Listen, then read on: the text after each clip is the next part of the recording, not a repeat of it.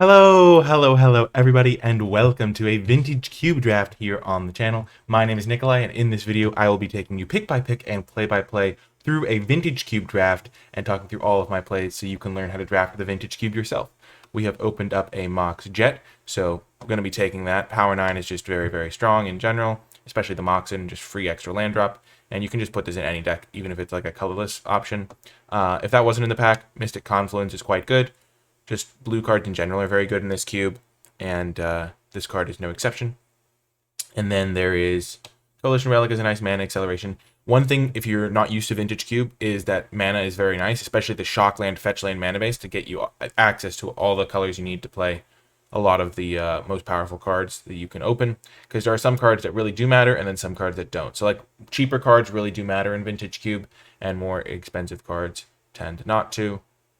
As much because there's just so many powerful, expensive cards to have access to. So we're going to take the Mox Jet. If that wasn't in the pack, Coalition Relic is appealing, Mystic Confluence is appealing, even though Mystic Confluence is expensive.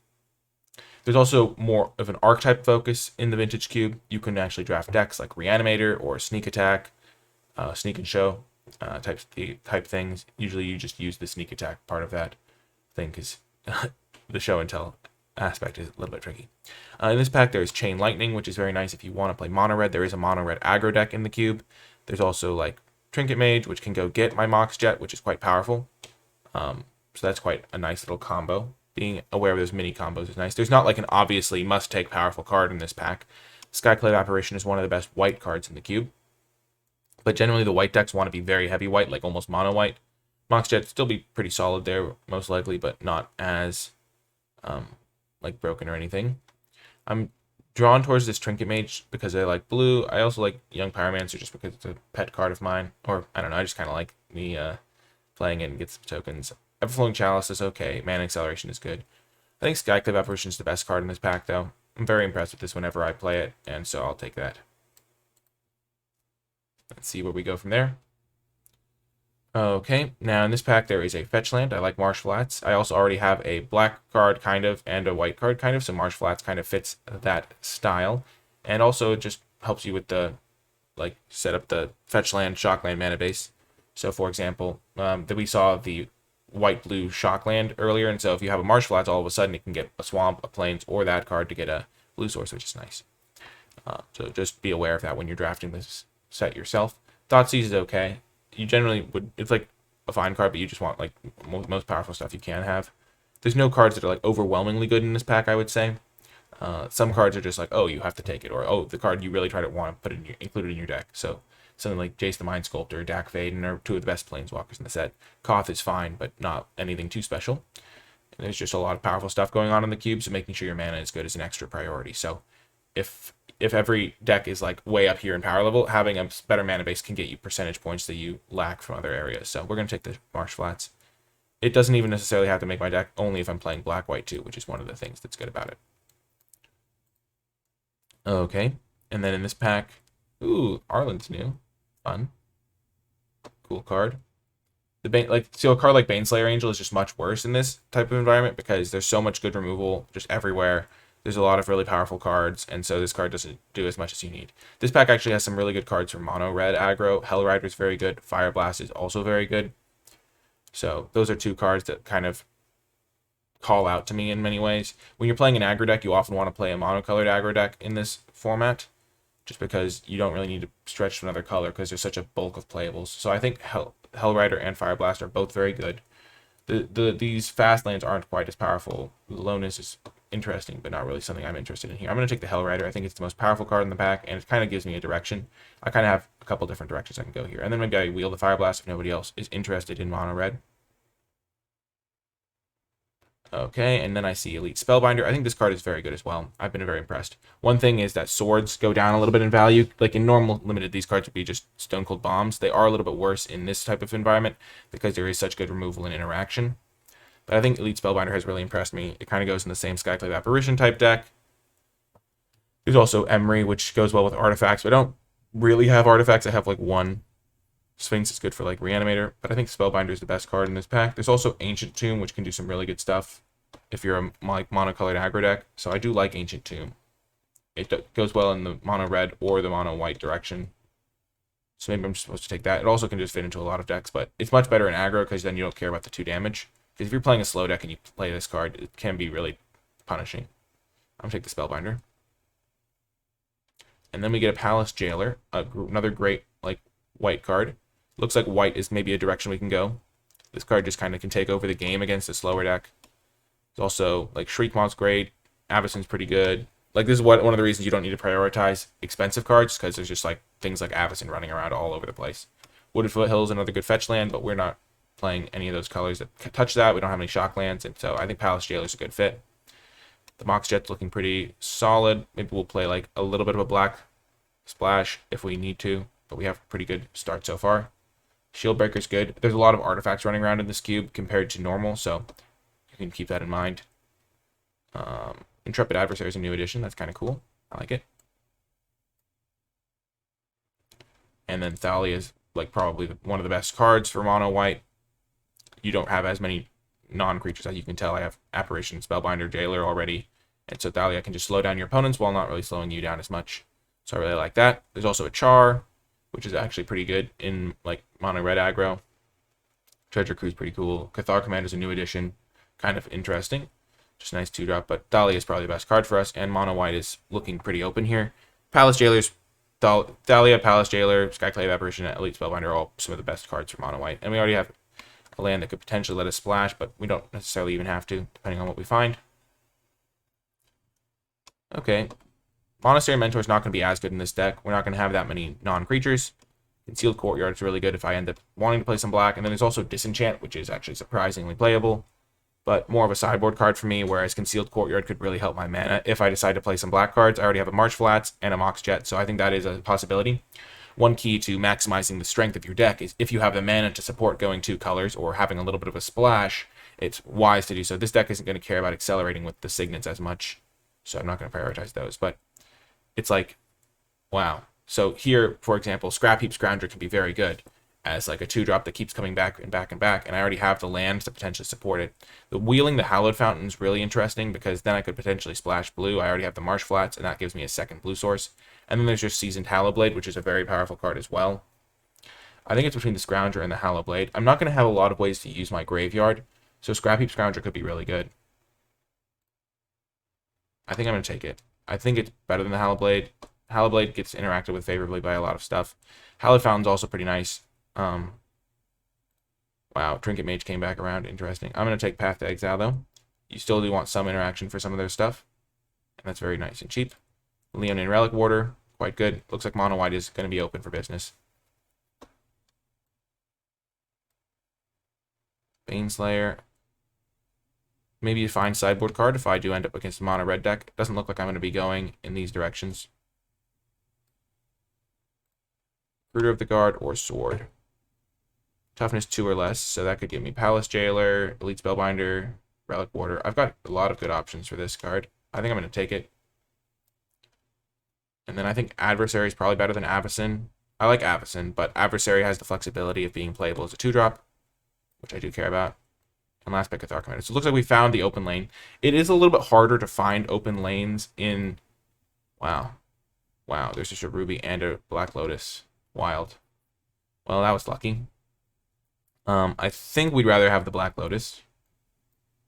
Let's sort by mana value. Just gives you a lot of power. You can just like ramp out like a turn 1 Palace Jailer. It's not as powerful as it would be in some decks. Mox Ruby is appealing for just consistent mana generation.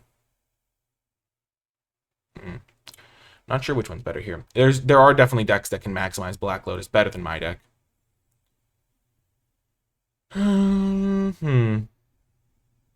We have a lot of good 2-drops. We have a good aggressive curve. Just like starting off the game with like multiple 2-drops on turn 1, it seems like pretty powerful. So we're going to take the Black Lotus, I think.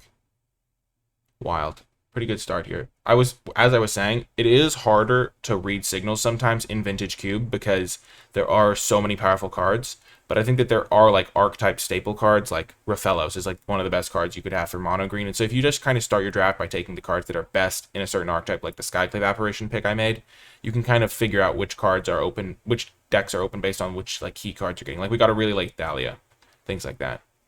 Okay, I love Gideon. Gideon is really good in this sort of deck because it's really hard to interact with, and like it's also really broken to ramp out with Black Lotus. So that's another great 4-drop pickup.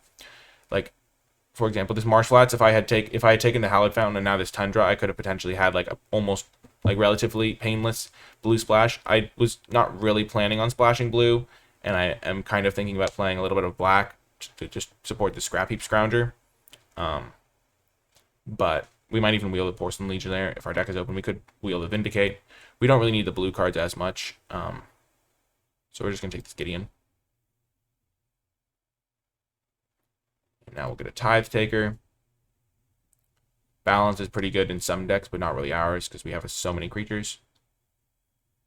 There's a lot of cool things you can do. There's High Tide combos. There's Ren and 6, like get back your Strip Mines over and over. There's Mono Green Ramp, Mono Red Aggro. Tithe Taker's a good addition. Ooh, a new card, Sun Gold Sentinel. Lodestone Golem. Not really as good in our deck because we don't have a lot of artifacts. Fine is like a hate card at the top end. There's a Splinter Twin combo in this cube. We'll take Sun Gold Sentinel, I think. Just get as much aggression in our deck as we can. There's a Windswept Heath here. There's also Elspeth Conquers Death. Elspeth Conquers Death isn't really the sort of card that I need in my deck as much because it is kind of expensive. It's more of a control card, I'd say. Windswept Heath can make my mana better if I find a, I don't know, if I need to play black for some reason. It looks like I'm going to be mono white, though. Armageddon's also interesting, because if you get out ahead and then play Armageddon, you can just win. Getting Jura is also pretty good in some spots. I don't think I'm going to need the Heath. I don't need to prioritize lands as much.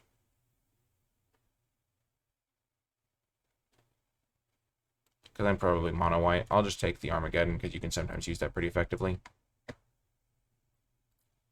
Loyal Warhound, nice addition to the deck. We just have a lot of 2-drops. You just want to have a very consistent curve out. Mother of Runes is one of the best cards for this deck. I think we correctly identified that it was open. And Mother of Runes is one of the best 1-drops you can have. It just makes the entire game very difficult. We can start to cut some of our weaker 2-drops at a certain point. Like a Thought Commando is just a lot worse than something like Dahlia. So we can start to cut some of those as our deck gets more and more filled out. Mana Tithe is interesting. Not really something I'm super interested in. Liesa could just be, like, if I play against another aggro deck, I could just side into an Angels package. I think if I was to do that, I would rather have the Lyra, though. Mana Tithe is interesting as well, but I think I'm just going to bank on potentially playing against another aggro deck at some point. So that'll be what I do. I'm going to Mutavault. That's one of the perks of being pretty much monocolors. You get to play these creature lands. Porcelain Legionnaire, just clearly much better than Cathar Commando. Really hard to block. Vindicate's interesting, but I don't really want to play a heavy black card. I'll just rely on the cards I do have. Sure, we'll take Hazard just in case.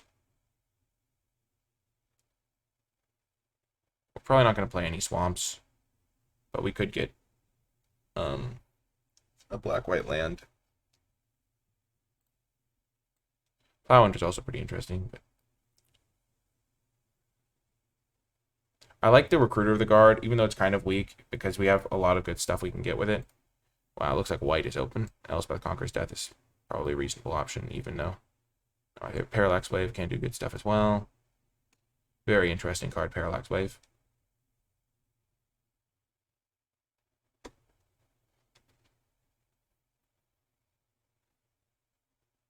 Oh, Old Stick Fingers. That's new. Wow. So in this pack, the first card that just jumps out at me is Hero of Bladehold. This card is amazing. We could even get Honor of the Pure to wheel. All of our creatures are white creatures, except for the Scrap Heap Scrounger, which maybe I wasn't supposed to take, but there's also Oracle, which is a really powerful card. Tolarian Academy is a card you can build around. Time Spiral is pretty good, but this is pretty clearly Hero of Bladehold. This card is super good. Also works well with the Black Lotus that we have. I'm glad that we have the Scrap Heap Scrounger because we want to play the Mox Jet anyway, so we can just kind of free roll this Concealed Courtyard in many ways. And then we get into the late game, we have potential extra options. I don't know how to use the Graveyard because it's just an extra resource that we'll have access to. But this is pretty easy. Hero of Bladehold. Library of Alexandria is much worse than this sort of deck because we're going to want to be playing all of our cards out. There's Resto, which I do like. I have some cards that I could consider flickering, like Skyclave Apparition is also just a nice flash threat. I can flicker Palace Jailer.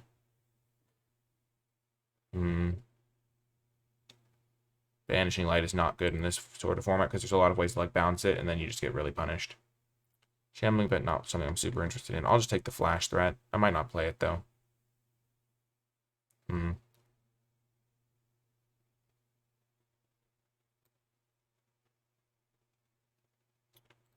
Danto Vanguard is fantastic. There is also Figure of Destiny that lets you get started on turn 1. And I'm wondering if that would be better for my deck. Because I don't really have any 1-drops, and being able to start attacking early is really nice. Currently all I have is Mother of Runes. And this card can take over the game. I do like Adanto Vanguard a lot. But I feel like maybe I just need to get as aggressive as I can. And Adanto Vanguard's not as necessary. And maybe I can even wheel it because nobody else will want it. Whereas a mono red player might want this guy. Swords to Plowshares or Usher of the Fallen. Now that's a tough one. I think I'm going to take Swords to Plowshares. There's also a Godless Shrine. Maybe that can wheel. Maybe the Usher can wheel. There's different options for sure. But I think having some interaction is nice. And even though I do want Usher of the Fallen for an extra 1-drop, I might be able to wheel that. And Swords is just super good for me. Flicker Wisp is nice. I do have some stuff to flicker for some value. And you can just flicker opponent stuff and it gets some good stuff going. Containment Priest is a good sideboard option. Smuggler's Copter can be very good. Don't really need Oust. Sword is okay in the right matchup. I think I'm going to take the Copter. Sun Titan. Caracas is just a house of a card. Really, really good. You can bounce your own stuff. You can bounce your opponent's stuff. It's just really tough to deal with sometimes. Soulfire Grandmaster. Not really a card I'm super interested in. 2 mana 2/2 lifelink though. Probably better than like Cathar Commando in some spots.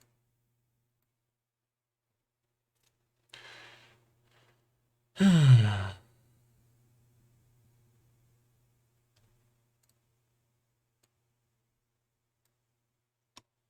lot of white creatures.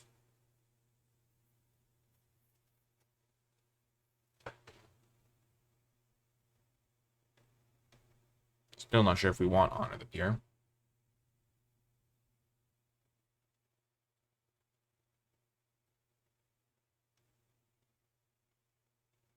Not gonna have to play this guy. Probably not gonna have to play this either. It's a good sideboard option for if I play against Reanimator though.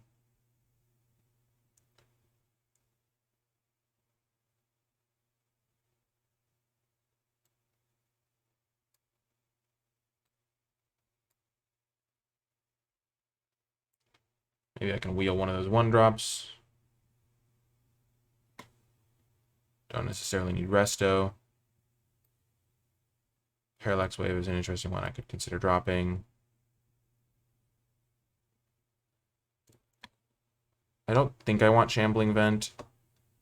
Tap lands are really punishing this sort of deck, and maybe I will want Banishing Light if I could play against like some crazy Grizzlebrand deck.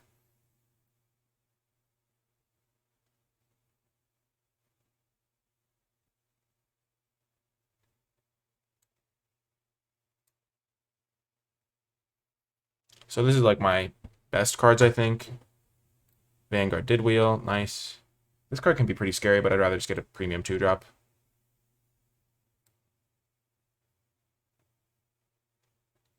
Two drops that are hard to kill are nice.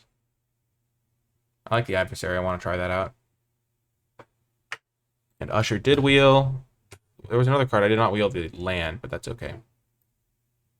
I would rather have the Usher anyway.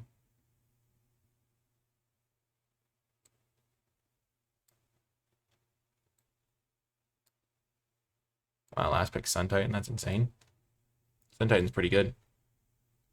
Okay, so this is the deck. We are going to shave some lands. So we have 4, 5, kind of 6 lands here. So we have 21 playables. Because the Black Lotus isn't really a land, we're going to probably still play 17 lands here. We have this. We can get rid of extra lands, which is nice. We have this as a mana sink. We have some mana sinks. So I'm going to probably play like Black Lotus and Mox Jet as if they're like kind of lands, but I still want to play like 17 sources. So we're just going to sort through the cards that we could consider playing.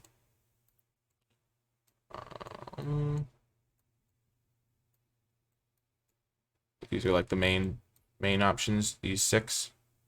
So we have 21, so we want to make 2 additions to the deck. Honor the Pure is interesting because we have 17 creatures and they're all white pretty much. But I think it's a little bit weaker. Armageddon's interesting. That could be really good as well if we get ahead, stay ahead type deal. Very interesting, unique effect. I'll try it out. I have never played Armageddon before, which is kind of interesting. Elspeth Conquers Death is generally pretty good, but much better if you're getting back like a premium Planeswalker or something. And then maybe I tried the Sentinel or the Resto. I have a lot of 2-drops, so I probably don't need that. And Resto can do some good stuff.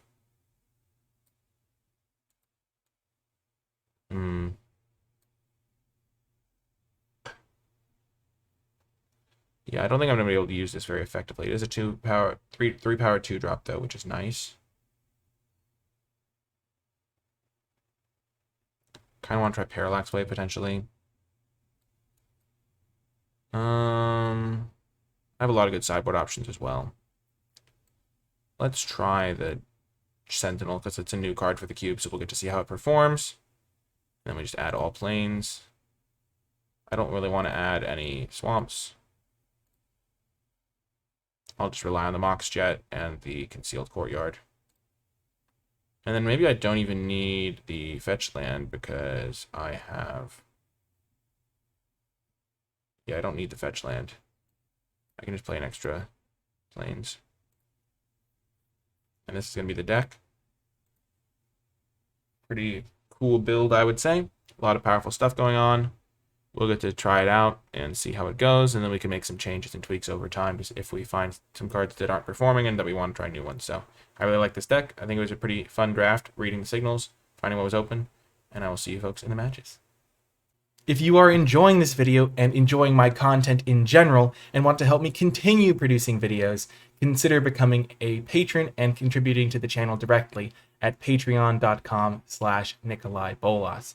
It is thanks to the patrons that I'm able to make so many gameplay videos and also innovate with brand new forms of content like the Draft Meta Update series and the Drafting with Data series.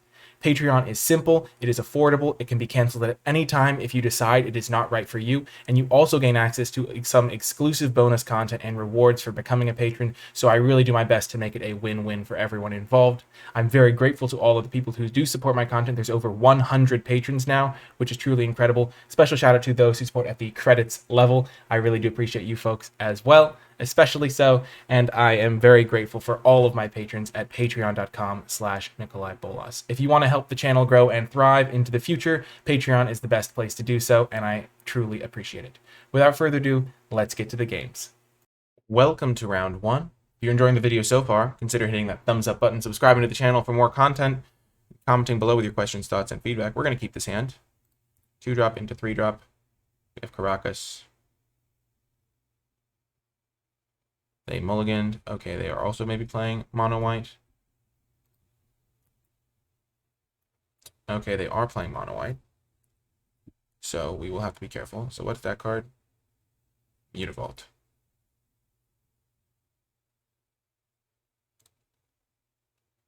I do have part of it blocked by this like thing that lets you see what all the cards do, but I think that's important to have. So as the game progresses, it's going to be not a real issue. Okay. So they have a Mox Pro. They're off to a fast start, but we're going to be off to a pretty good start as well. Let's see what they play post-combat. Kythian, okay. Just another planes. We will take some tithes. Okay. That is bad. But we can get rid of that with our Skyclave Apparition. Totally fine.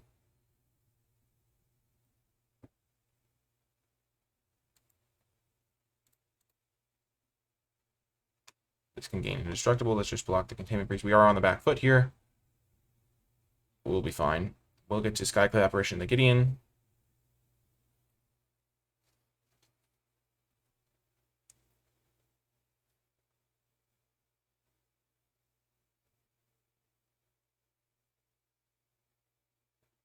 Wow. That's devastating. They had a heck of a start.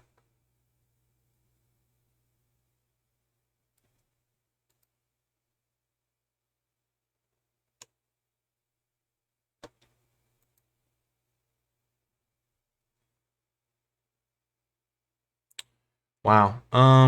Yeah, that's just really unlucky. That's one of the things about Vintage Cube. They literally started with a Mox. They played like 10 mana worth of spells, and I literally had 2 mana. So they have 3 lands in play, so I can get an extra land off of this. I will do that.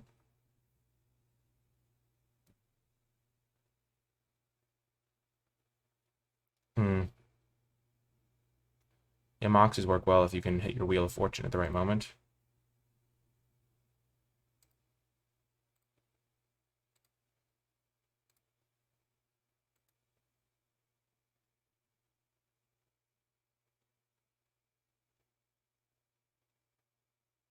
Yeah, this game is probably over. One of the things you have to get used to if you're going to play Vintage Cube is that sometimes your opponent's just going to have a ridiculous start that you can't really do much about. So you just have to be aware of that and do your best. Like my Skyclave apparition would have made this game a lot easier. If I had, like for example, if they hadn't had Wheel of Fortune, they would have been like reduced to like just a Gideon almost. I mean, just a Porcelain Legionnaire. I do have Caracas, which can bounce the Gideon if it becomes a creature.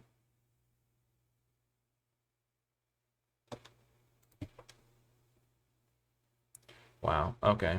Well, tell me how you really feel, opponent. Jeez Louise.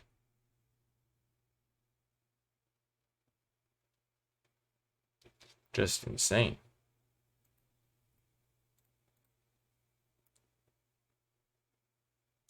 I'm just going to concede this game.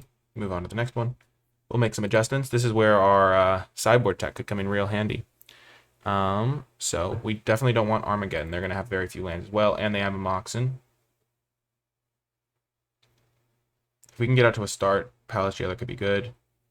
Donto Vanguard's tough sometimes. We don't want Loyal Warhound on the play. Maybe we should only bring that in out of the sideboard.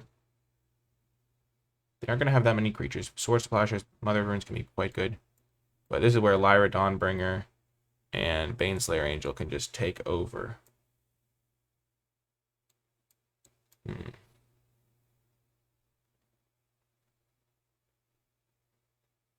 Oust.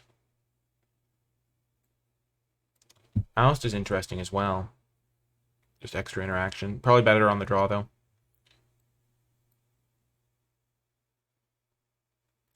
Yeah, I think I like this configuration. I'll take out this Scrappy Scrounger on the draw when it can't block. It is a real downside for the matchup.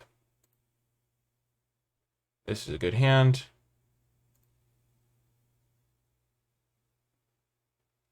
We'll play our Caracas, because if they do only have Kithian in hand, then they won't be able to play it.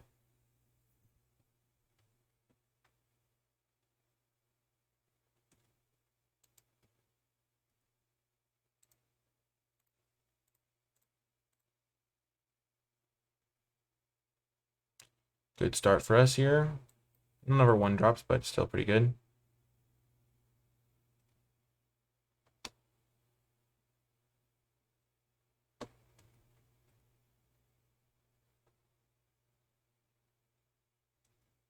The more mana they spend upgrading that, the farther ahead I can get, potentially. That's a good addition. Let's see what they're working with here. Maybe throw off their curve. Them being 2-color could potentially hose them. It does make your mana a little bit weaker. Okay, they get rid of Selfless Spirit.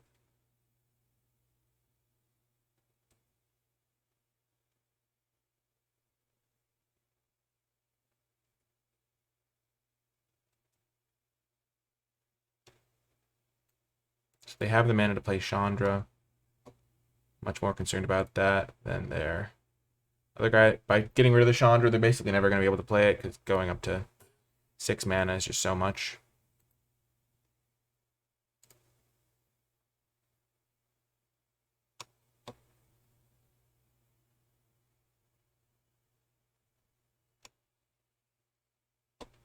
Wow, what a draw.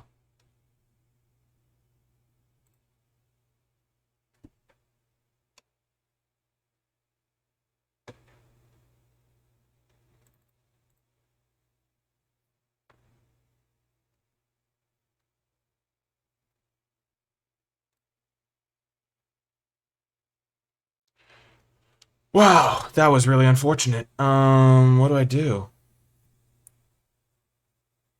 They're just gonna keep upgrading this Kithkin guy. Oh, man. I have to attack.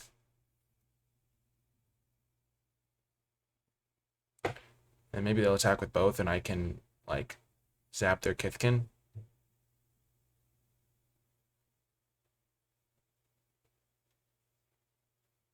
Hmm.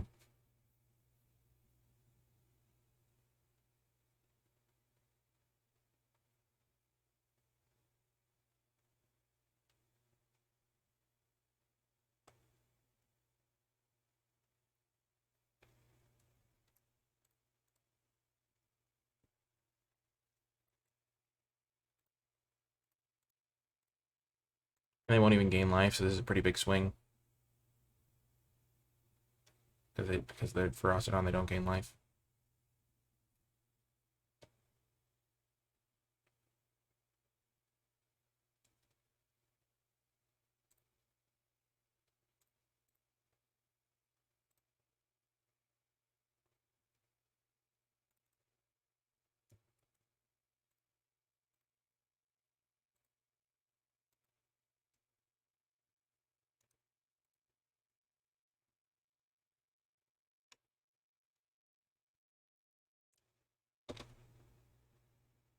So I'm not going to upgrade this until their end step, because then if they do hit their land drop for their Zealous conscripts, they will be able to take a much bigger threat than I would like. But I can then make this into an 8/8.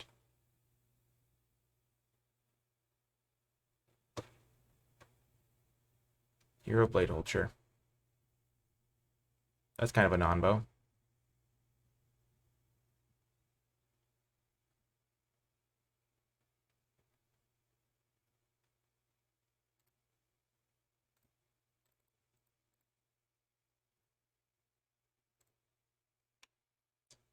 Six mana.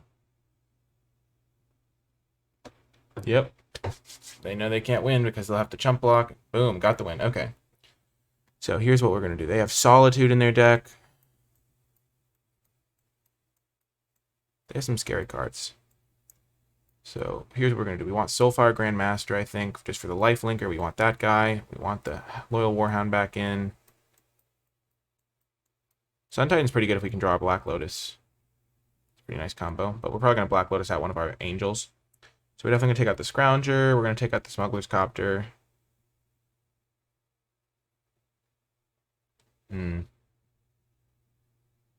Take out the Vanguard.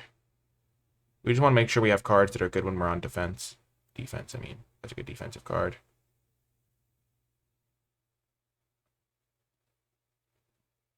So we'll bring in the Oust, bring in the Loyal Warhound, because those can ramp us up to these. And then we could bring in Soulfire Grandmaster as a last 2-drop.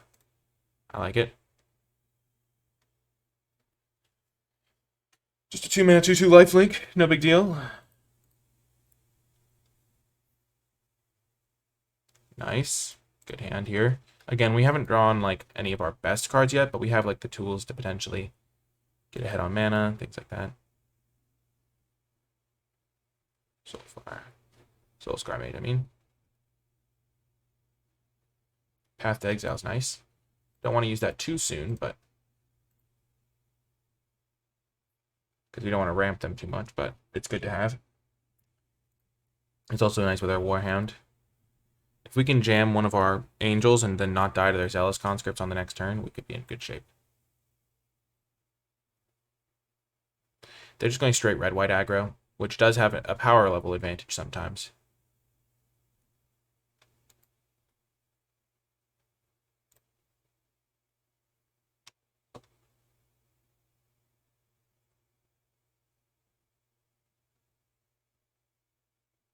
I'm going to make Figure of Destiny into a 2/2.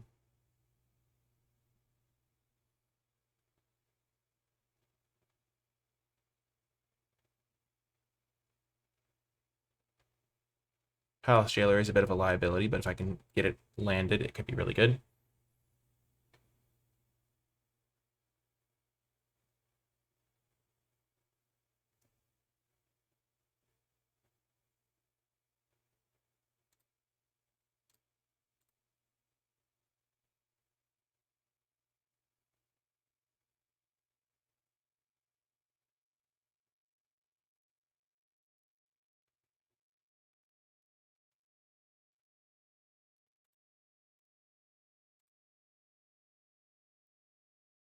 Hmm.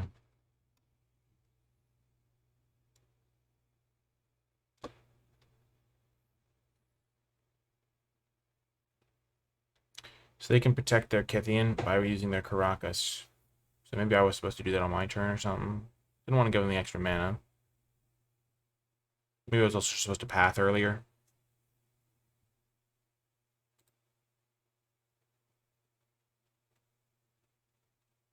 They can Caracas it back to their hand. Then they don't get a land from the path, so that's nice as well.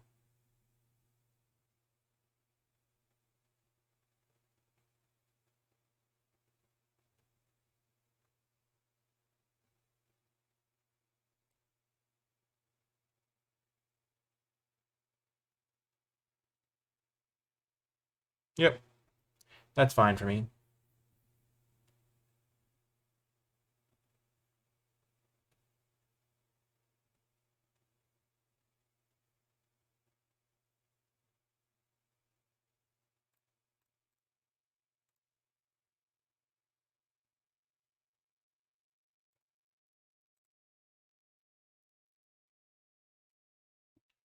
Then I can trade with the Figure of Destiny, potentially.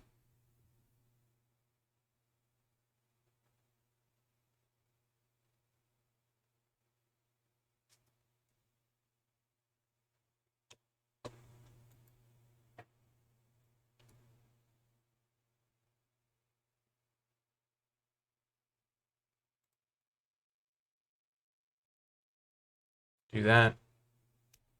They do want to double pump their Figure of Destiny. I'll just win with Palace Jailer. Oh, this is huge. This is where Palace Jailer can really shine, because they aren't going to be able to... Oh my gosh, Oust, what a rip. That's huge as well.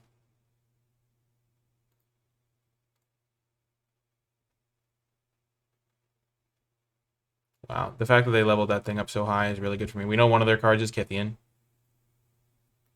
And I'm just going to be able to take over with card advantage, hopefully now. Especially with this Oust. I made my deck more defensive. It's going to really pay off here. I just need to draw one of my Angels now. The Caracas makes Lyra not very good, but... Sure.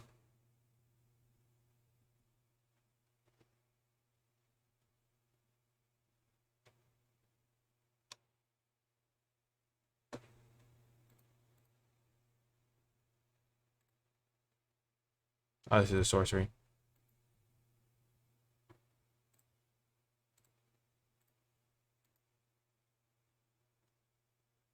Get rid of the Menace.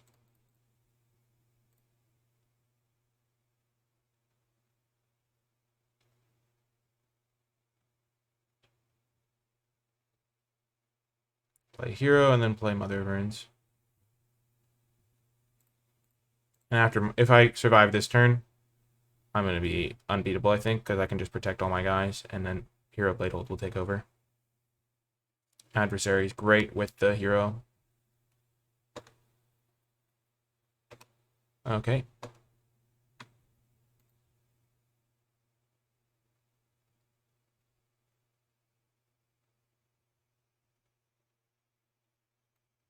Boom. Got the win. That was an intense one. Our sideboard options really came into play. The Oust was really good. Being able to switch out which 2-drops we had was really good. Before we go to the next match, let's just change our deck a little bit. I think I only want the Loyal Warhound when I'm on the draw. I think normally I'll be aggressive enough so that I can use the Scrap Heap Scrounger regardless of matchup, because I'll probably be the aggressor. And same with the Danto Vanguard, but I think I would rather just play this on the draw when it's most powerful. What would I rather have, though? Maybe I just would rather play that and then just swap things around later. Yeah, that could be just a better 2-drop than my other options.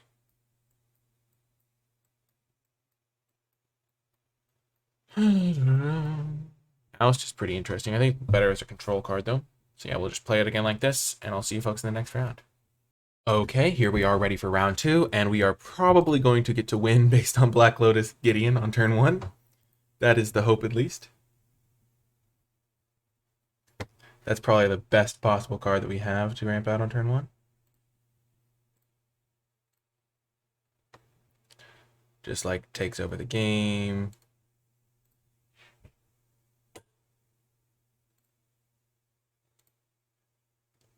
Just start hitting them for 5 a turn. Okay. Let's see how we can do here. Sometimes you get to high roll good stuff in Vintage Cube. What are they working with? Ooh, Shrine of Burning Rage, okay. Like, they have 4 mana on turn 2, so that's still pretty good. Goblin Rabble Master, okay.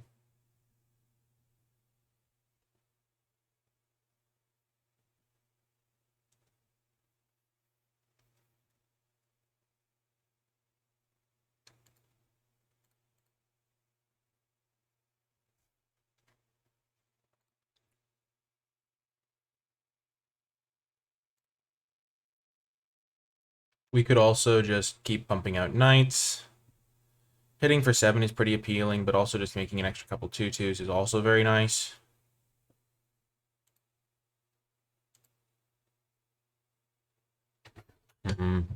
I want to play the Copter, I think.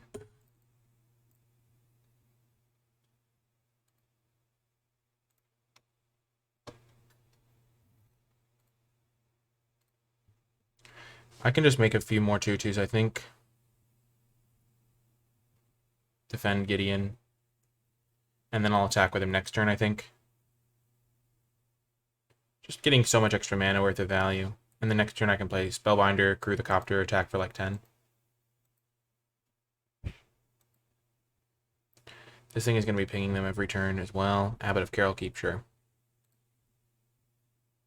I just feel really good about having all these 2/2s. Nice, they played that well.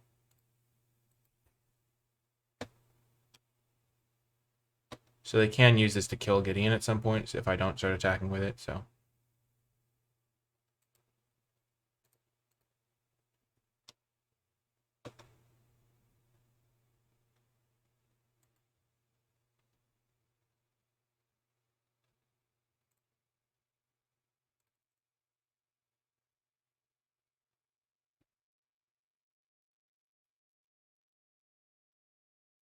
I don't want to just play the Scrounger and hold up the swords.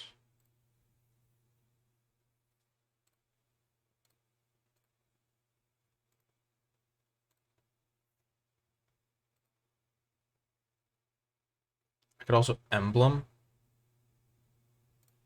I think this is better.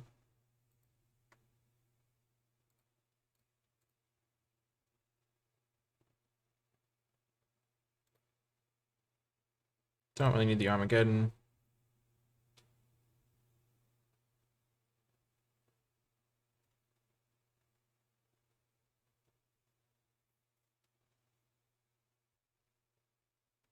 And they're going to keep taking a damage from that.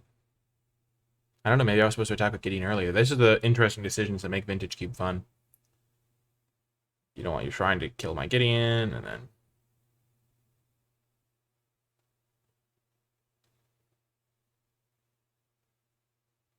I like how they have the Yargle art of Swords to Plowshares. That's so funny. He stood transfixed, able to do nothing but ponder a life of peace and redemption. It was the worst 5 minutes of his life. Gosh. Yargle. That's hilarious. Demon Frog, does whatever a demon frog can.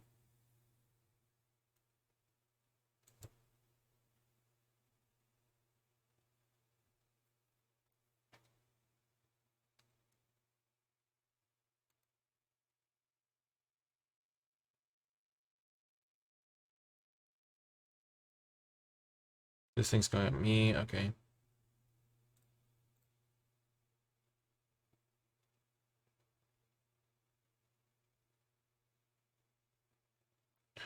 I could have also not blocked at all, but I'm just going to kill the Abbot, I think. My Gideon lives.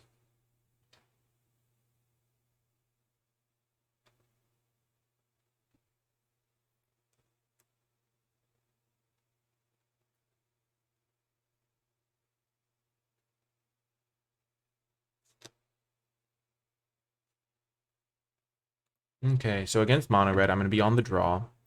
So I don't want the Scrap Heap Scrounger. I don't really want the Copter. I don't want Odonto Vanguard. I think Porcelain Legionnaire is still worth it, even though it's kind of hard to use.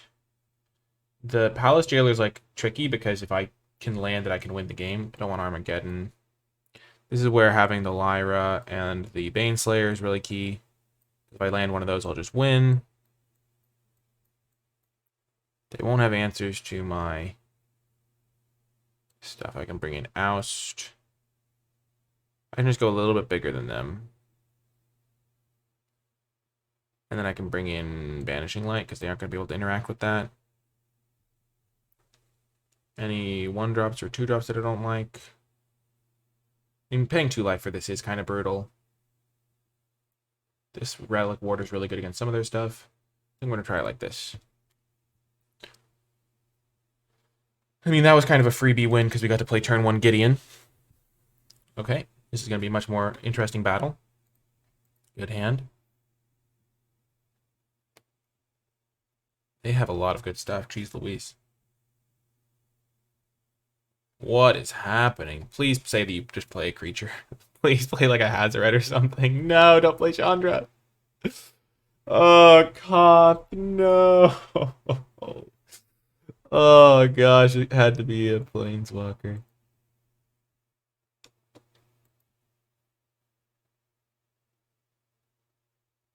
Okay, we have a plan. Survive until we can get Baneslayer going. We're gonna play this. We can Swords the Mountain in a turn. But we need to get a card that can pressure the Koth first. We need to be able to attack Koth, I think.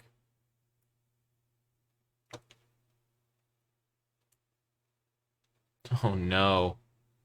They're playing a 5 already. Son of a gun. What is happening? They had an insane start. What the heck?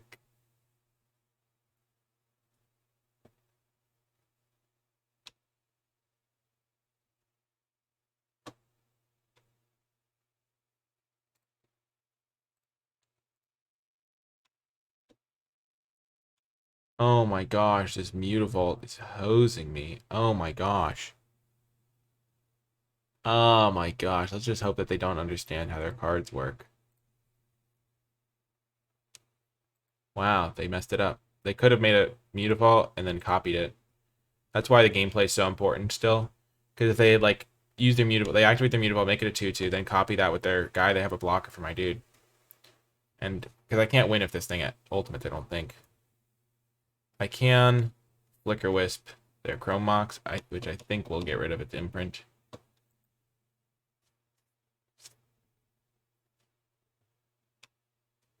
Target permanent.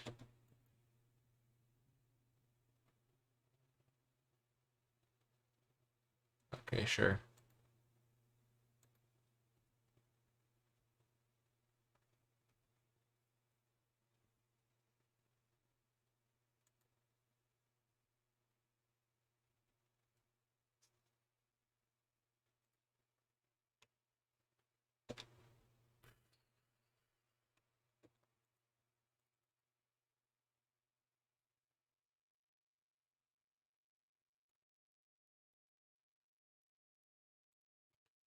They are taking a lot of damage from their own stuff.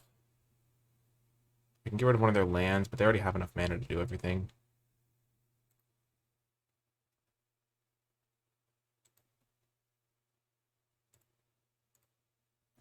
If I can kill this Koth, I think I can win, because they're damaging themselves with their Mana Crypt and stuff.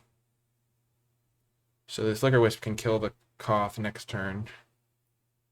And then I just can land this Baneslayer, which I won't be able to gain life because of this thing. So maybe I was supposed to save my Baneslayer Angel, my Flicker Wisp. But I don't think that's the case either. But it is an option.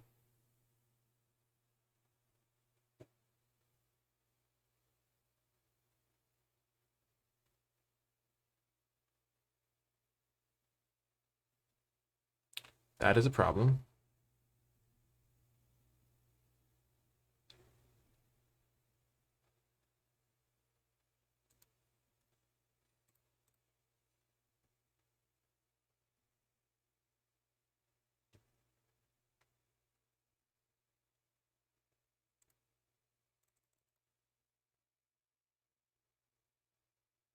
That's tough. That was a tough loss. The fact that they had a Hazoret was really not good for me. And the Sulfuric Vortex. Stopping my life gain.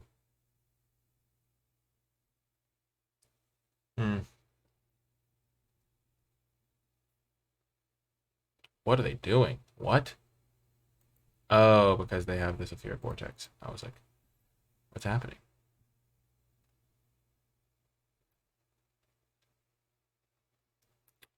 Dang, that was tough. Close one. I almost kind of stabilized against them. I think if they had lost more mana crypt flips, maybe I could have won. I don't know. Okay, I'll be back on the play here. So I can bring in more aggressive 2-drops. Then they have Sulfuric Vortex, makes my Angels a little bit worse. For sure. Kind of like the Soulfire Grandmaster.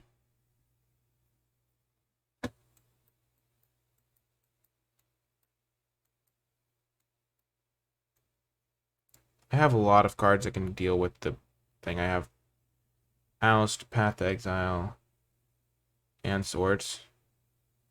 And Skyclave and Palace Jar that can all deal with Hazoret, so I don't need the Elspeth Conqueror's Death. Don't need Lodestone Golem. Still think my guys should be able to block. Soulflight Grandmaster could be really good as a 2-drop. Don't really need the Warhound on the play.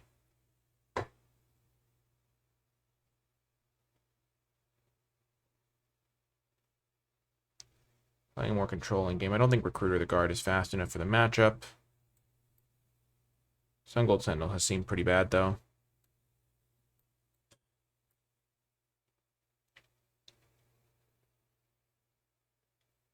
Do I want Copter? Probably not.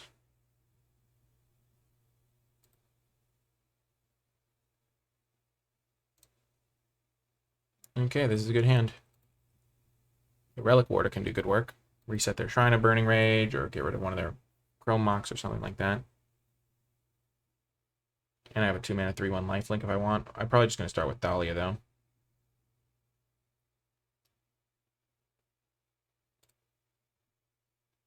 Even though it does mess with my Vanishing Light, it just could also really mess with their plans.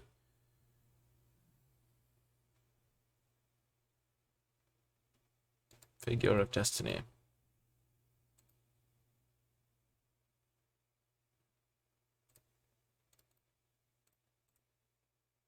And I'll eventually be able to play the Banishing Light and get rid of the Figure of Destiny if I need to.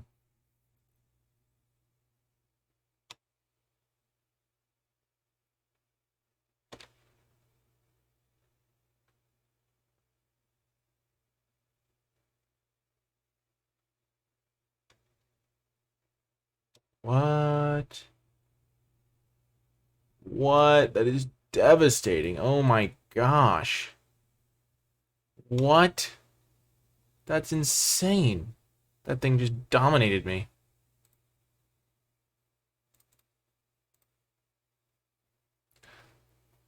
I'm going to play Tithe Taker because I can block Figure of Destiny and then have a 1/1 left to block the Flame Tongue Yearling.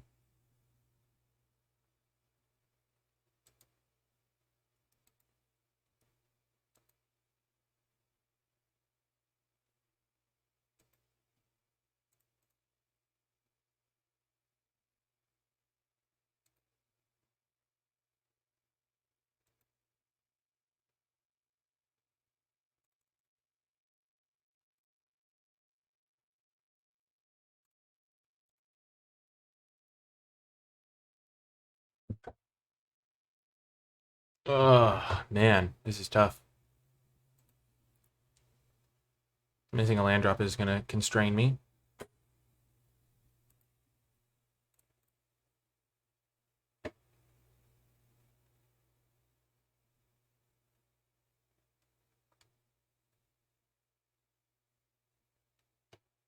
Yes, they missed on lands. The Abbot could help them find one, though.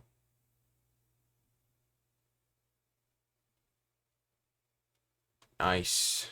Oh, they had a land anyway.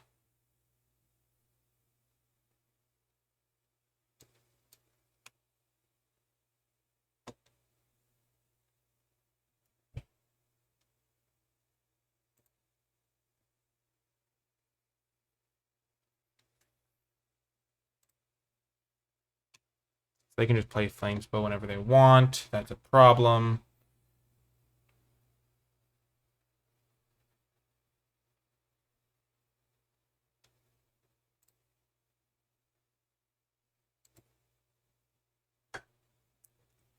Yeah, I'm in trouble. Oh, we got trouble. Right here in River City. Dang it. The way this game lined up was just not good for me. Their Flame Tongue Yearling just dominated me.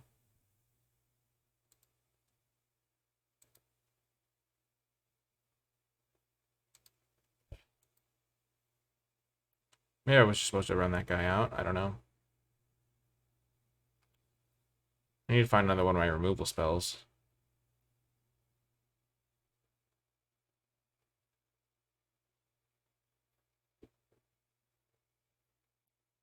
Gosh, this flame spell. Devastating.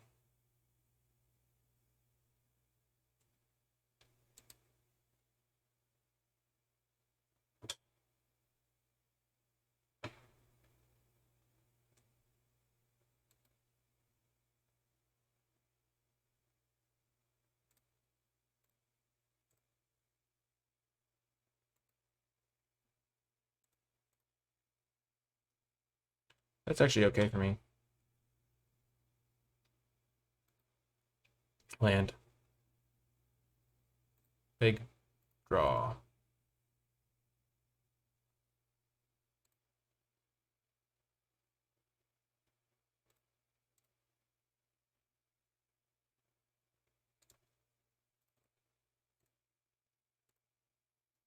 Three 1 lifelink can do good work. And then I have Gideon as a follow-up. It's so close. Very close. Their username is Fisticuffs. That's fun. Oh, please don't have something. Okay, they Tazaret. Sure, that's good. They don't have a land, though.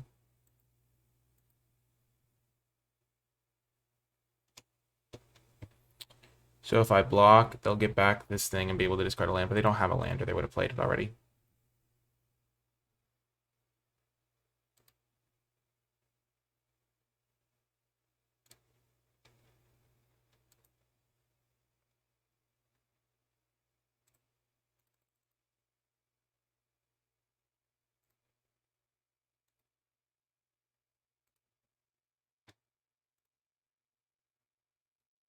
Charge! Get that life gain. Let's go.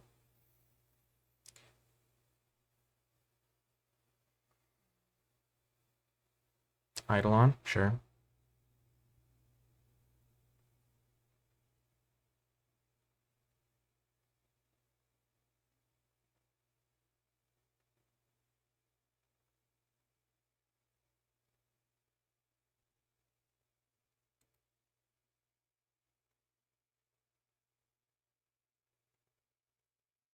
Sure you want to attack?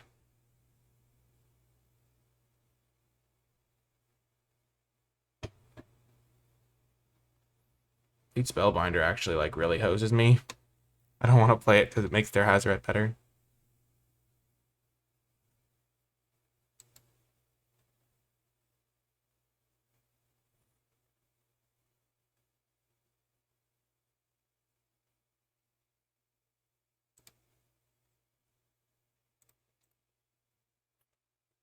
So they have one land. If I block like this, and then I can attack them for 3, go to 5. So I'll go to 2, I'll go up to 5.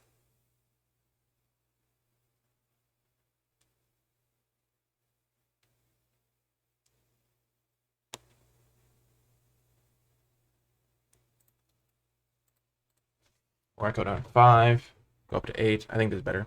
I think I need to just keep a life total high.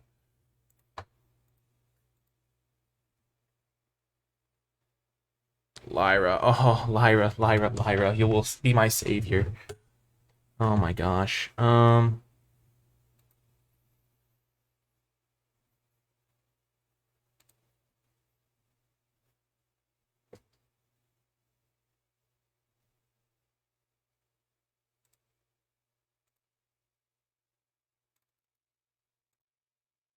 I can land this Lyra, I will win.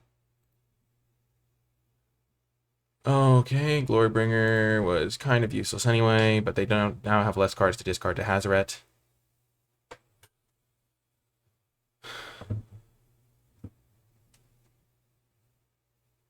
I have a chump blocker for Hazaret every turn.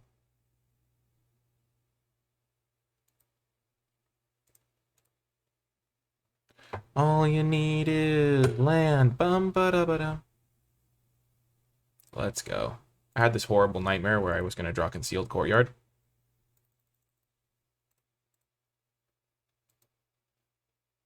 It would have been a sad day. Yes! Woo! Got the win. That was looking dicey. But they just couldn't close the job. The Fire Blast sacked too many lands. Man, that was intense. That was intense. Another 2-1. Let's see if we can get the trophy. Do we want to make any changes? Always good to check in. I really like this Soulfire Grandmaster out of the board, but I've been playing against a lot of aggro decks, so we'll see how we do against Control if we do face one in the finals, but I'll see you folks there. Welcome to the final round. We have won 2 tight matches so far, and we are back and hoping for the best in this last one. Playing as green-white. Okay, another Plains is not bad at all. Our deck doesn't have the most 1-drops, but we do have some nice explosiveness. We have our good 2-3-4 curve here. Their 2-drop will determine which 2-drop we want to play. If Tithe Taker can trade with it favorably, that could be our option. Taiga! Oh, goody. The monolith is here. That could be bad news, bears. That's good. Swords Plowshares is nice. I'm just going to try to maximize damage. Get my scrap heap scroungered out. Then I can Spellbinder, or I can Swords, whatever they play here. Kind of worried about what they're going to play. They're using their mana to play Golos. Okay. Well, they have used their Grim Monolith to do that.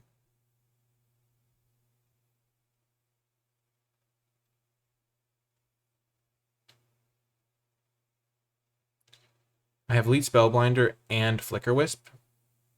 Both as good options. Okay, I am terrified of what they're going to do.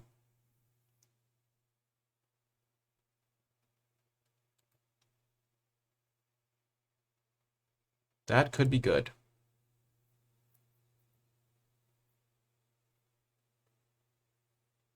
I think I need to get rid of the Emery.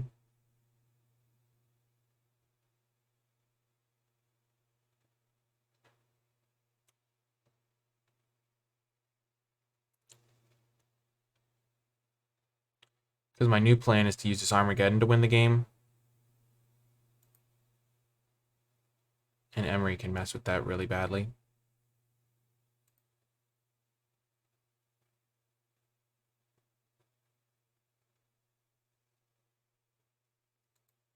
But they might also just have... they're just going to be able to use the Emery.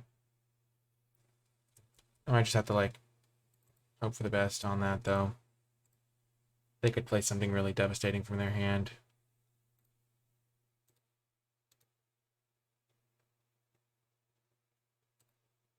Well, that's not good. That is not good at all, because they can still play that. So getting rid of Emery would have been better, I guess. But I guess I saved my Swords to Plowshares. Oh, I could have just Caracas to them. What am I doing? Could have gone Caracas. I forgot I had Caracas. That's a gameplay error, I think. I should have done that a little differently. I don't think my Swords is going to be very... My Armageddon's going to be very good here. I don't think I can keep them off of mana.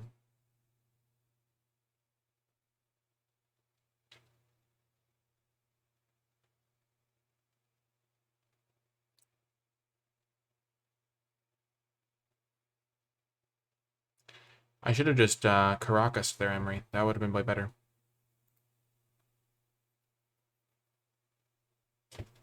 So I can Swords, Path.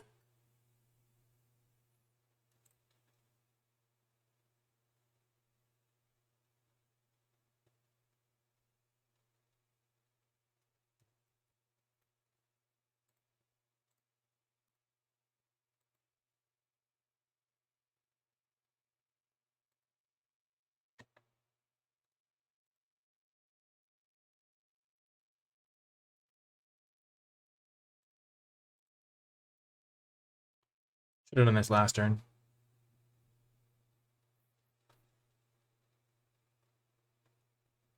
Sure.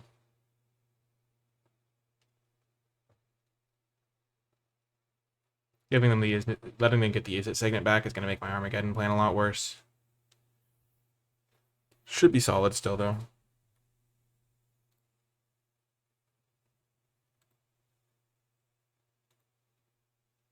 Sure, they have so much mana.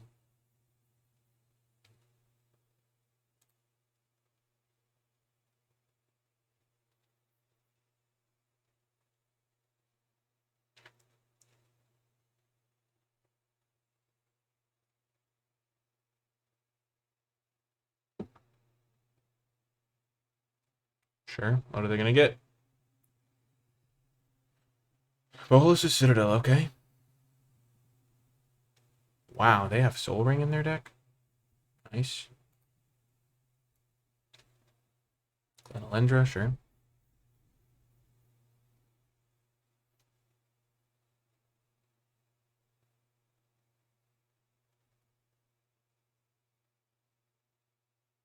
What is happening? Their deck is so wild.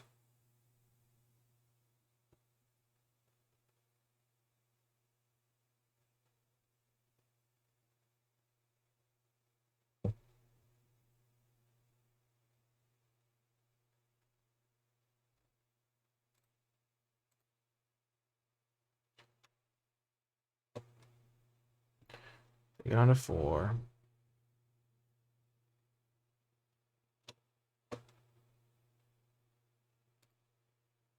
Let's just hope that they forget how to use Glenalendra. No, they do not. Shocker. Okay.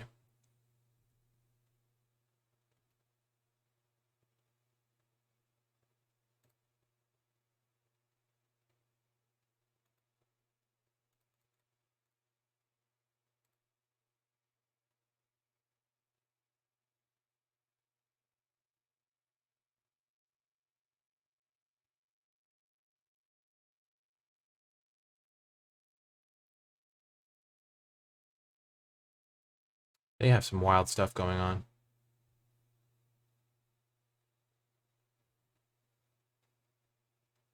Man, the fact that they hit that Glenalendra is really annoying. If they just hit a different, like, card, I could have killed their Sphinx. Just the ordering was really rough for me.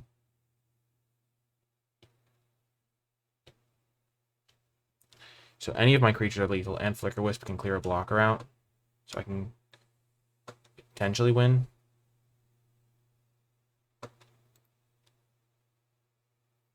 Depending on how many creatures they have. It's going to be close. Depends on what they have here.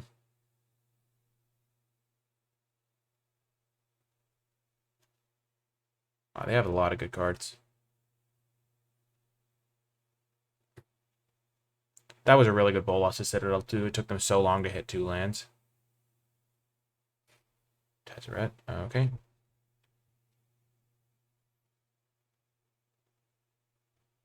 Do they have, like, Winter Orb or something? That would really be bad for me.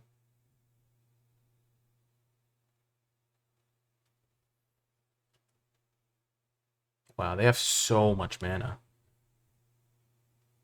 So much mana.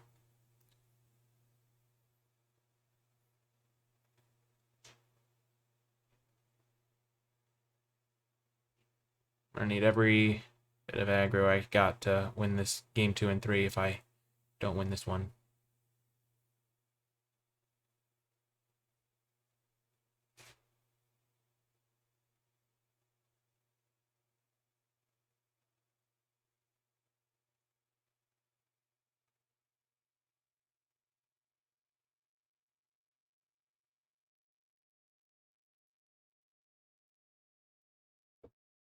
Glenalendra is really irritating. If they... Oh, gosh. I would have been so fine. Oh, they're getting a 5-drop artifact. Okay.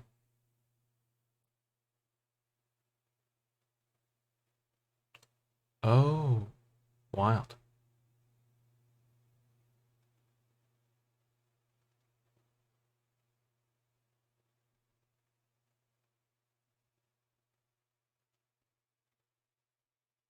So if I clear away... They're going to be able to play activate their Stirring Wildwood as well, though. Problematic. Problematic.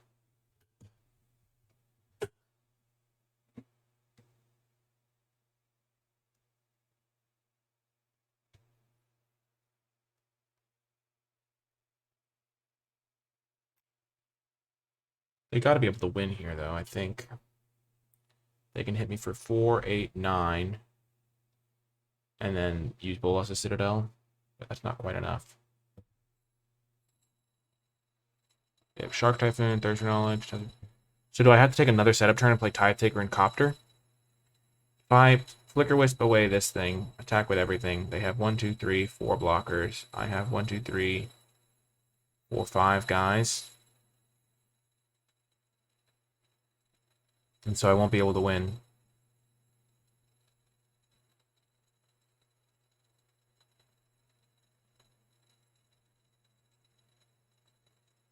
See if Glenalendra takes the bullet here.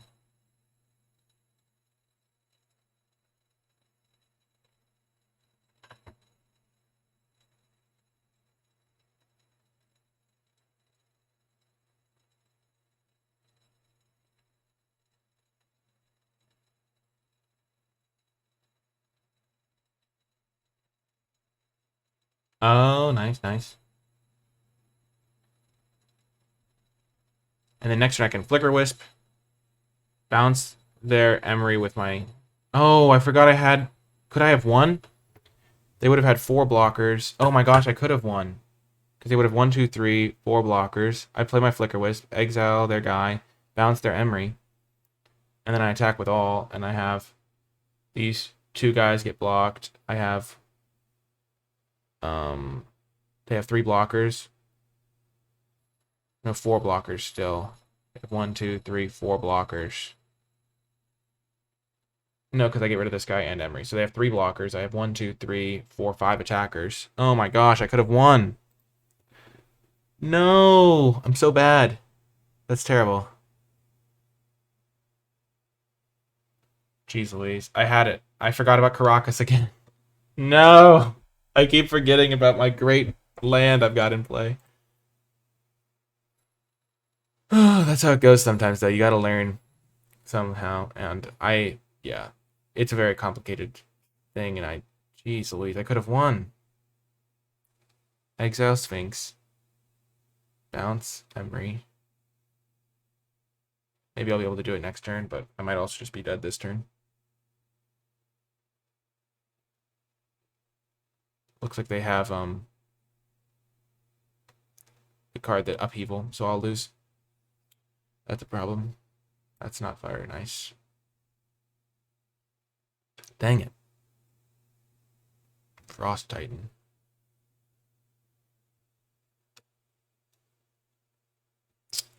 Dang it. They're going to tap my hero, Blade Hold. I lose. Yep. I deserve it. Could have won last turn. But I'm bad. Dang it. I had him. That's tough.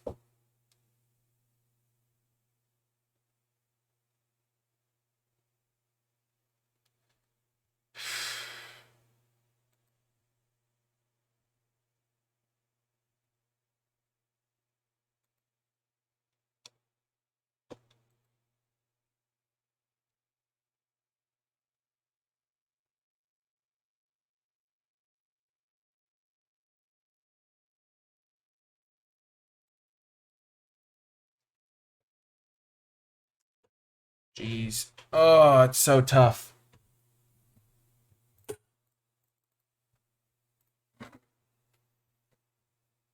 Glenalendra gets sacrificed here.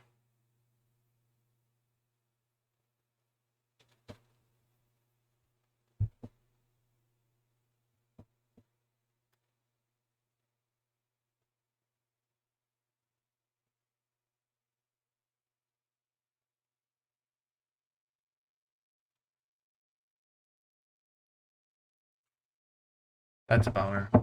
I'm disappointed in myself. I let down the fans. Oh, that resolved. It's a sad day for all of us, I must say. A day when I screw up my lethal. Dang it. That's the thing about MTGO, too, is because it gives you time to think of all your Wrong. I could have won that game, and I probably would have won the match and gotten the trophy and the glory. And so this you have to sacrifice 10 non-land permanents. They have 10, right? Yeah, 1, 2, 3, 4, 5, 6, 9, 10, 11. They have 11 non-land permanents.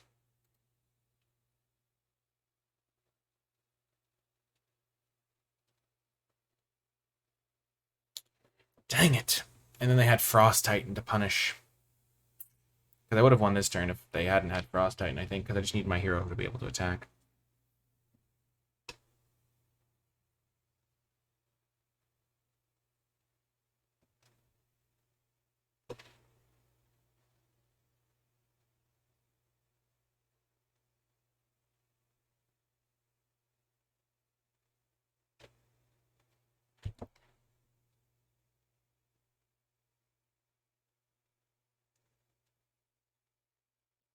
Dang it. But maybe we'll be able to scrape together the wins in game 2 and 3. I mean, I could have won this game, so.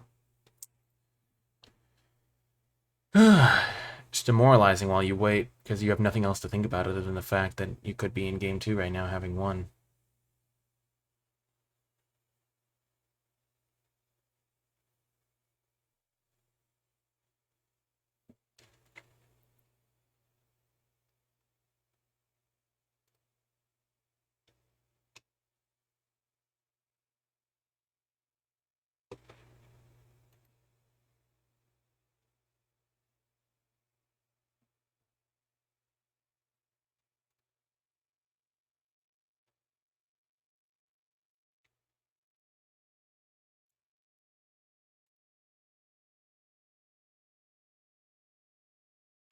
So I have to stay above a certain life total.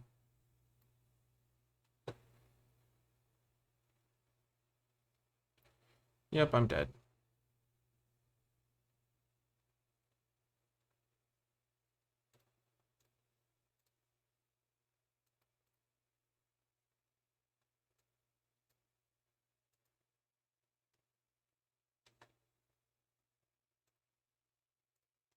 Block biggest thing.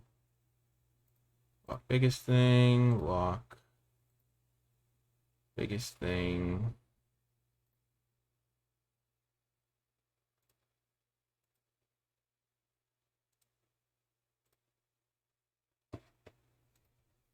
Jeez. And then they just used their Bolas' Citadel to win. Dang it. Maybe they'll forget that that has that extra text. Nope. Dang it! Oh my gosh, I'm so bad. I could have won. ECD will be good here, presumably. Our Commando will be good here. What's bad?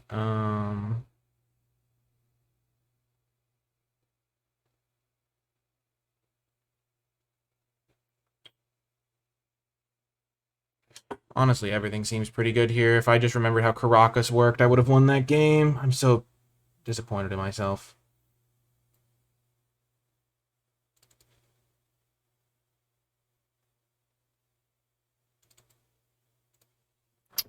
Dang it. You kind of have to play perfectly if you ever want to have a chance of 3-0ing, because you only get so many shots at winning games, and when you lose the winnable ones, just huge blow. Dang it. Really hoping to do well for my video, but I don't know.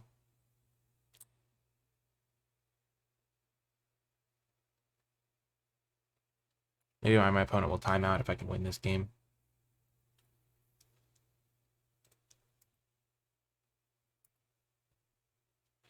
I haven't drawn my Mox a single time. Fun fact.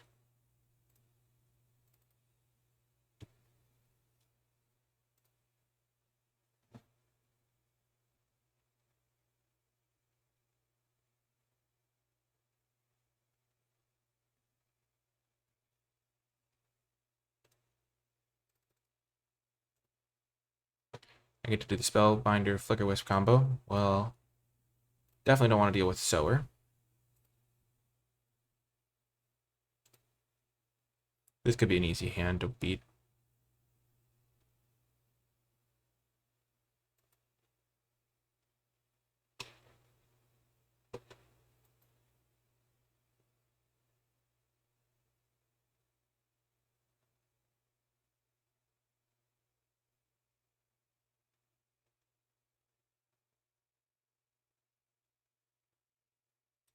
Kidding me. Actually, I can Cathar Commando it away. I'm fine.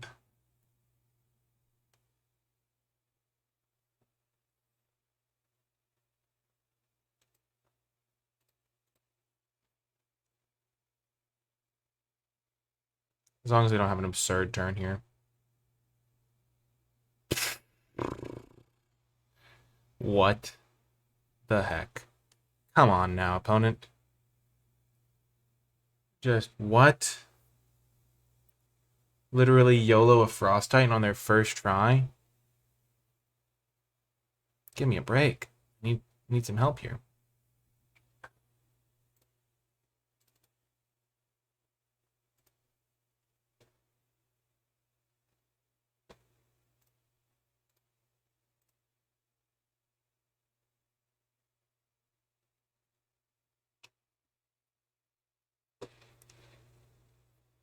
Jeez Louise. That's so unfortunate. They literally just... Oh my gosh, I could have beaten so many cards. Frost Titan, like, just dunks on me.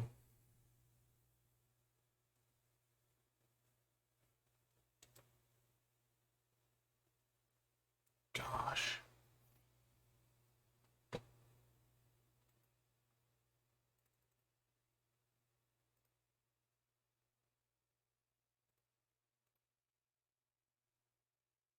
Could have had literally anything else that would have been fine. Just Frost Titan. That's why you need to win the games you can win, because then this happens sometimes where they just YOLO top deck a Tinker the turn after you play your Elite Spellbinder, and then YOLO flip into Frost Titan, so you just have no chance of winning in a million years. And you need to win the games you can win.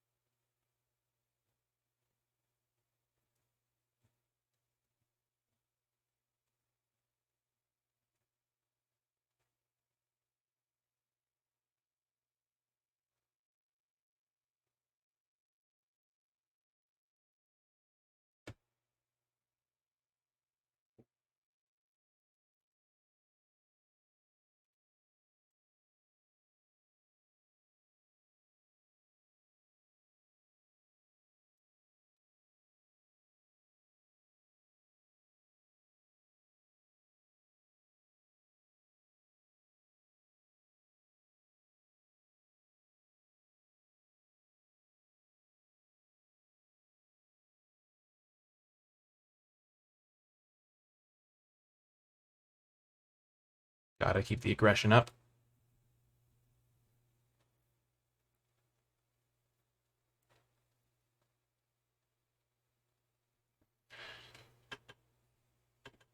Oh.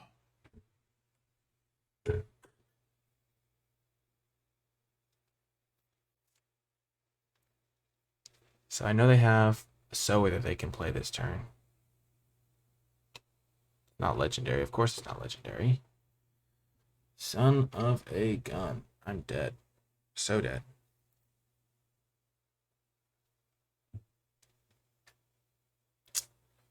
Dang it.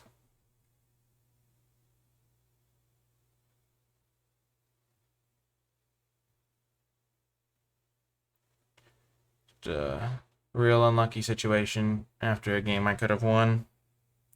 No guarantee I would have won game 3, but still. I wish I had at least gotten the opportunity.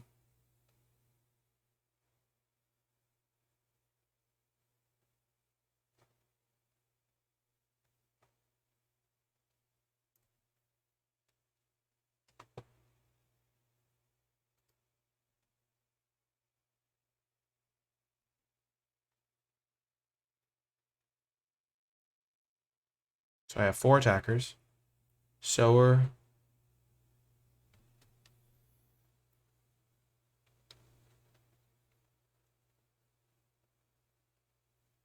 They play sower, steal one. They then have 2 blockers for my guys. I attack. I have 2 flyers, sower blocks 1. I get my guy back.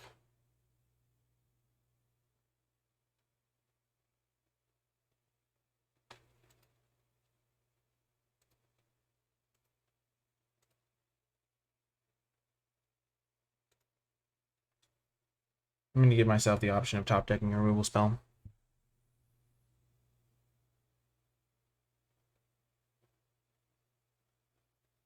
Yeah, they have to tap differently if they're going to play sower.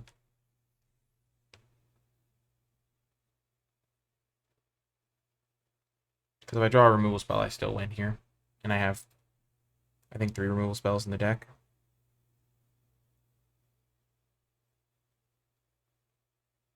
Yep.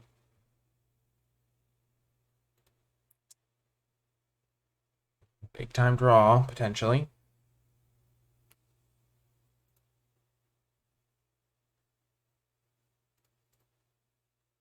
Attack with both. Oh my gosh, I'm literally 1 life point short. Oh. Wow. If I'd drawn a removal spell, I would have won. Kill their flyer, win the game. As it is, this creeping tarpet's going to get me because I can't Armageddon. This thing not being able to block is going to haunt me. If I'd played a different 2-drop on turn 2, I might have been able to win. Gosh.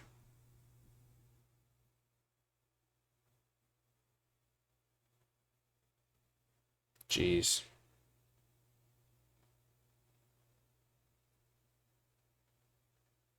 I'm just so close in this game to being able to win.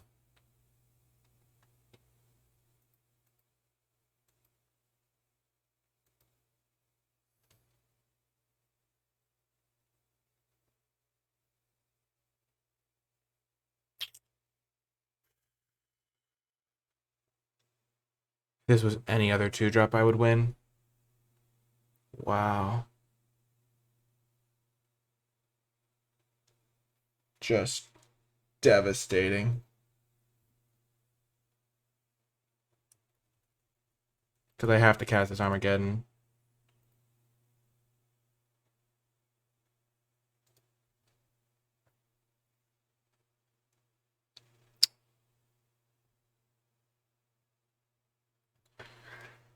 Oh, I'm very frustrated. I'm sorry for being not as pleasant at the end here, but just felt like everything conspired.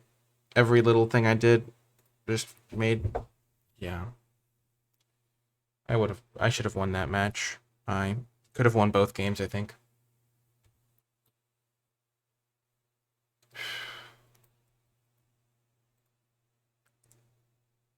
Dang it! That second game, to be fair, I got like criminally unlucky with the like fact that they flipped Frost Titan off of their Bolas' Citadel in the 1-turn window they had it. Gosh, and they top deck Tinker, and I didn't draw any of my removal spells. In that last turn, I could have drawn Path, Sword, Palace Jailer, Skyclave Apparition. I had four outs. Would Intrepid Adversary have done it by letting me pump my guys? Probably not. Gosh. So I had 4 outs on that last turn. I did my best there, but if one of my lands had been a Mutavault, I would have been able to win instead of the Caracas. Dang it. Oh, it's so tough. That first game, I saw lethal right after I missed it.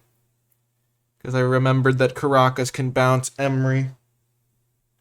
Dang it. Sorry for being a little bit not as fun to hang out with for that last part. Just frustrating to lose when you're the cause. And then that second game was just very frustrating because I was super close, but there wasn't anything I could do, I felt like. But anyway, if you made it all the way to the end of this video, overall I think it was a successful one. a lot of cool stuff about Cube, and the deck was pretty good, and I think I played pretty well overall, other than the one big play, which kind of wipes out all of the good plays I made, but I don't know. If you made it all the way to the end, remember to hit the thumbs up button, subscribe for more content, comment below with your questions, thoughts, and feedback, and to let me know you made it all the way to the end of the video, in the comment section down below, leave hashtag mono white for the win, because, I mean, kind of could have trophied, but, I mean, I messed it up. You can support my content on Patreon, patreon.com/NicolaiBolas, and then you can find a host of cool things like the Discord server, my articles, things like that, all linked in the description down below. That's going to do it, though. I hope you enjoyed it, and I'll talk to you next time.